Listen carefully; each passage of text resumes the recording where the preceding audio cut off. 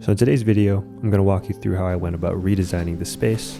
I'll show you how I decided on my layout, visualize the area, determine my color scheme, along with the compromises that each decision had. The room is 8 feet by 9 feet long, with a north-facing window that spans the entire length of the room.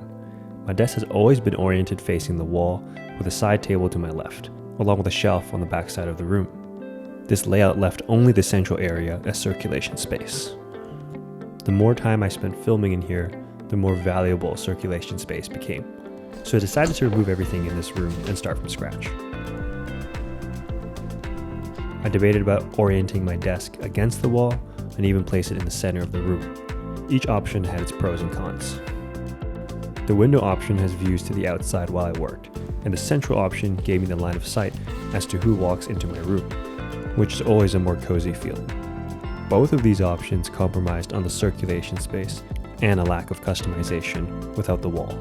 So I ended up sticking with the original layout, with my desk pinned up against the east wall. Creating models in SketchUp allowed me to play with these different ideas before deciding on one. There's a free version of this online, so anyone can go and try it out. Figuring out the color scheme was the easiest part. Before I'd even started, I was settled on a wood and black aesthetic with orange backlighting. Maybe it's part of growing up, but I feel that I've outgrown the gamer aesthetic. My biggest challenge was how I wanted to incorporate a bright blue neon sign into this new warm orange space. But that's a problem for later. Keeping budget in mind, I only wanted to use existing furniture that I had, which luckily I had a wooden tabletop and a standing desk from my previous bedroom setup.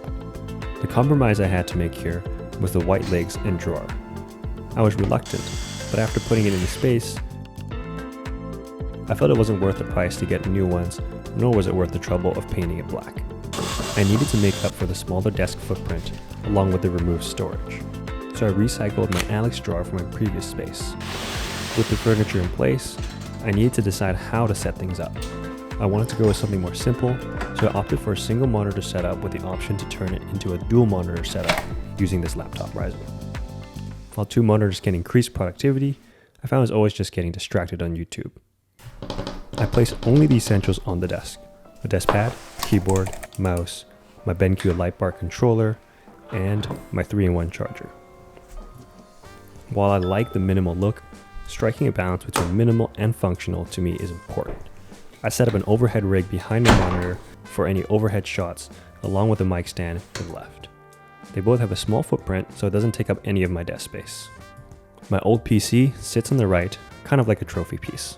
I don't use it anymore, but it being my first custom PC holds a lot of meaning to me. On my left, rather than fixing these scuffs in my drawer, I placed a black cutting mat to hide it, along with 2 vertical laptop stands, one for my personal and one for my work computer. Not everything here matches perfectly in terms of color. I have a space gray mic, but then a silver laptop. I have black peripherals, but then a white PC.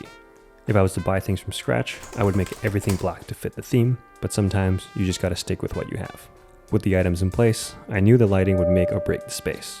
I stuck LED strips all around the desk for ambient lighting, used my old light bar for my main light, and kept the blue neon sign above. With everything turned on, the space still felt empty. The blue was overpowering the warm tones, creating a sort of 50-50 split. If you watched my video on lighting, you would know that the accent color should really be no more than 10%. So I added these vertical LED floor lamps to highlight the desk and add that extra warm tone into the space. That was the deal breaker. Cable management helps reduce visual clutter, but is also my greatest weakness. I try my best to keep the cables out of sight, but still accessible, by placing a power strip behind the PC. While you can definitely still see it, it doesn't bother me too much.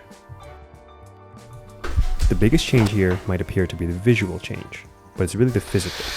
Many of us tend to think more working surface area means a more spacious workspace, but by reducing my work surface, it forced me to stay organized and intentional about what goes on my desk.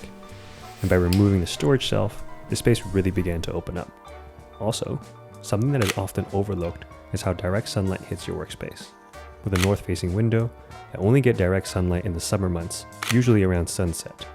It looks pretty, but it makes it difficult to see the screen. Because it's only for a short period of time, I have no problem with this. But if sunlight hits your monitor more than half the year, I would reconsider your room layout. I hope you've learned something new, and thanks for watching.